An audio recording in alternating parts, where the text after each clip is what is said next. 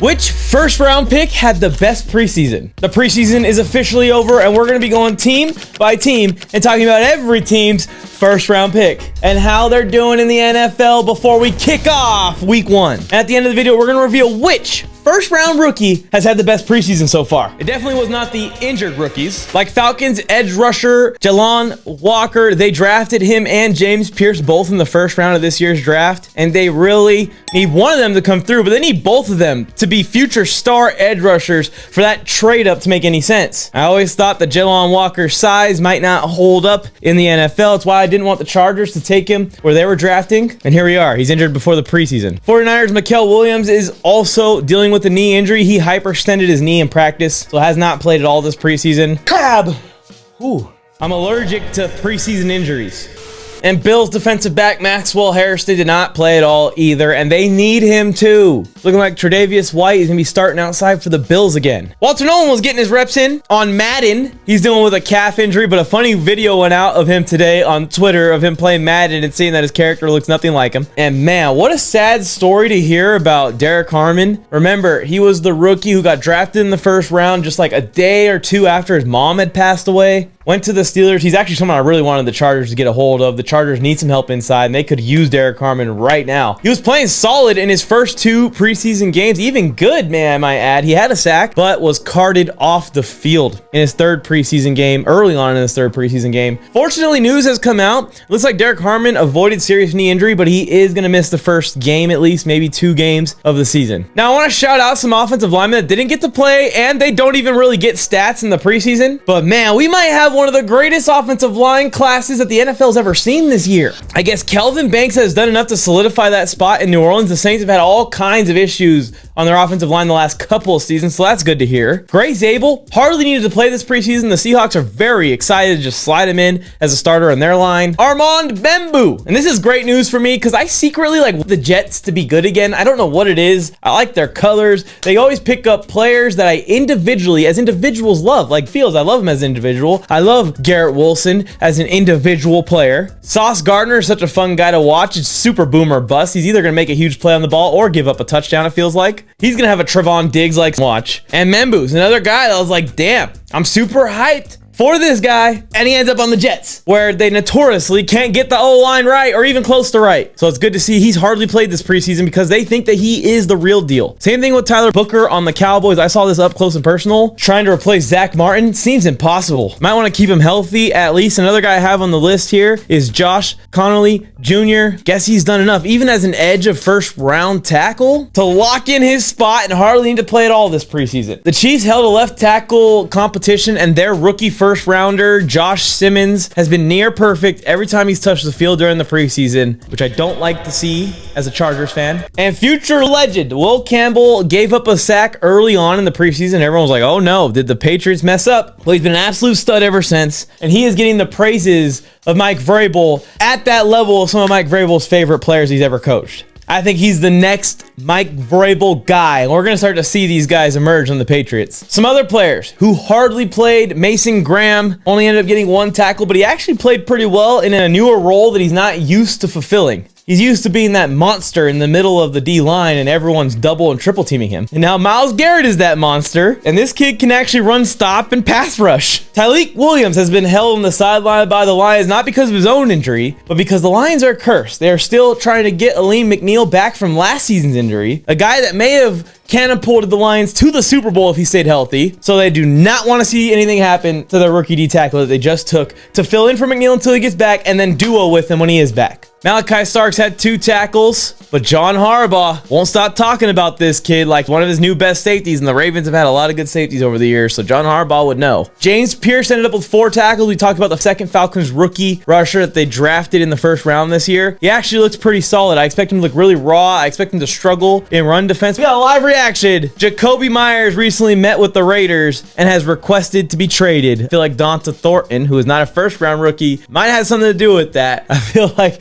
Jack Beck might have something to do with that. Jacoby Myers seeing the writing on the wall that you're going back to wide receiver 2, and he just requested a trade from the Raiders. The news just went across my screen. That makes me excited as a Chargers fan. Screw the Raiders. Yeah, I'm doing my Shadur right now. We're going to talk about Shadur in this video too, even though he's not a first rounder. Back on track here. Abdul Carter looked great. He did not record a sack, but man, he got in there. He got in the QB's face. He forced a few throws. And every clip you see of practice, he looks like a boy among men in the NFL. Same thing with Kenny Grant. Looks great out there. Didn't put up any crazy stats. Didn't get a sack either. Totaled a few tackles. Showed that he is an NFL level defensive lineman and is for the season to really eat. Jahdae Barron, Broncos cornerback, one of my least favorite picks of last year's draft because I like Barron so much and because he went to one of my most hated teams and rivals and a team that the Chargers play early on in the year and have to beat. He already has 7 tackles at corner, and that's just what the Broncos need too, is big hitting corners. It's just what the Chargers want to face. I'm being sarcastic. Genty got 3 carries. He did his best beast mode impersonation, though. He ran one guy over, ended up scoring a touchdown. I don't think Genty is gonna be this superstar, Derrick Henry level player just because his O-line is actually trash. It is garbage. And with Jacoby Myers now demanding a trade, I'm sorry, rookie wide receivers Jack Beck and Dante Thornton Jr. aren't getting double coverage. They aren't getting sky coverage. They aren't getting prevent defense. And if you tell me Geno Smith's gonna start slinging that shit deep and hitting these guys, maybe things can get better for Genty. But as of right now, I see him behind the 32nd ranked O-line who made no changes. If anything, they got worse. As a rookie, facing 8 to 9 man boxes every play all season long. Good luck, Raiders fans. This is going to be a long one.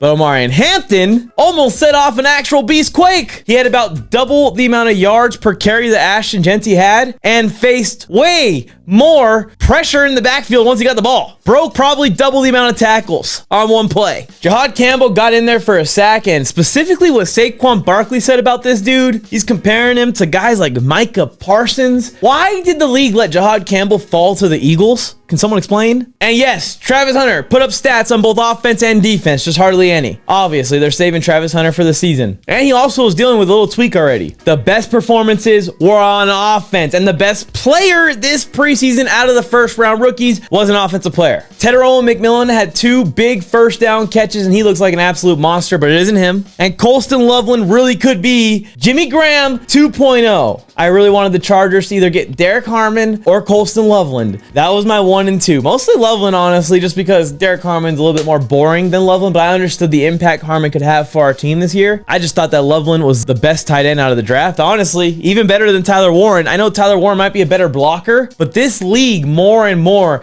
needs a tight end that can play slot receiver more so than block. Teams are holding blocking tight ends and receiving tight ends on their roster for a reason. They need more guys that can go and catch the ball. It's like when centers started shooting 3 in the NBA. Now, every team needs at least one big that can go out there and shoot a 3. Every team needs a tight end that can go out there and run a route and moss somebody. And this kid could do both at the same time. Speaking of mossing people and route running, Matthew Golden looks like he could be the next Jamar Chase for Jordan Love. Man, this kid is electric, and we can already tell here in the preseason he had 2 catches for 46 yards, I believe, or 3 catches. Not some crazy stat line, but if you go and watch the tape, you just watch him run routes, you're excited, especially people who have in fantasy football like me. I hope Jordan Love can go over his injury so they can get out there and get some chemistry before week 1. But I don't care if the Packers lose. Just throw it to Golden. Give me those fantasy points. Speaking of fantasy points, I just drafted this guy in a dynasty league, not as my starting quarterback, as my 3rd quarterback, and it is a 2 QB league. Cam Ward is on my squad, and he's on the Tennessee Titans squad, and he only had limited drives, but if you watch this guy operate, he already looks like a complete pro. You don't see any type of rookie hiccups yet, and he's moving around out there like someone, I don't know.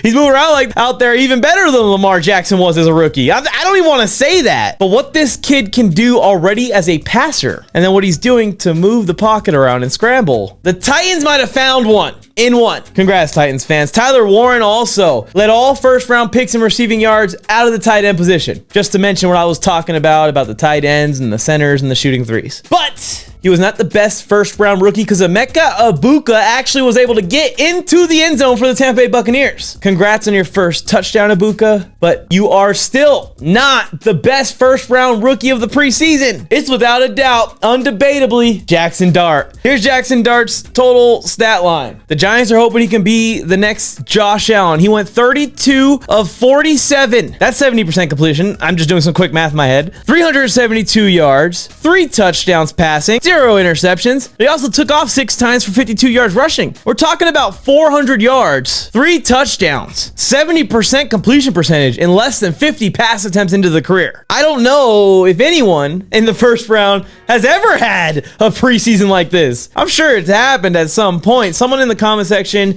comment the stat line of the most impressive quarterback preseason that you've seen by a first rounder. They don't play that much usually. This stat line is going to be close to it. Now, when you put Jackson Dart's stat line up, Cam Ward's stat line up, and then a mystery player stat line up, do you think this mystery quarterback should have been a first-round pick or not? He might even get cut. The mystery quarterback is Shedeur Sanders. I'm just saying, I'm on the train. Cleveland, don't cut him. Trade him to Miami. Trade him to the Los Angeles Rams. Trade this man to the Pittsburgh Steelers. There's so many teams where Shedeur Sanders will have a legendary career, pun intended. Also, huge shout out to Trevion Henderson. I feel like he should have went in the first round too. Dude is having an absolutely insane preseason, and he's going to be a great football player for years to come in the league. And he's playing for a great franchise who loves to run the ball, especially with Mike Vrabel coming back in there, like I said. But man, Shedeur should have been a first round pick. Jackson Dart so far has been the best first round pick. Cam Ward is the real deal. And so is a bunch of other guys that we've seen in the preseason already. We have a legendary draft class in the 2025 draft class, ladies and gentlemen, and I cannot wait to see him play week 1. And if you're an NFL fan, I know you will love the channel. Please, before you forget, make sure you subscribe, like the video, turn on notifications. It takes 2 seconds, and all of that supports tremendously for completely free to help me keep doing what I do, which is help all of you keep up with all 32 NFL teams while you do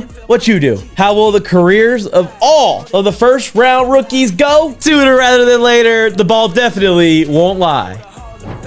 Touchdown, I hope that you got your head in the game. From the field to the microphone, he turns up when the mic is on. Let's work now, bring that energy before the first down. What up, LA?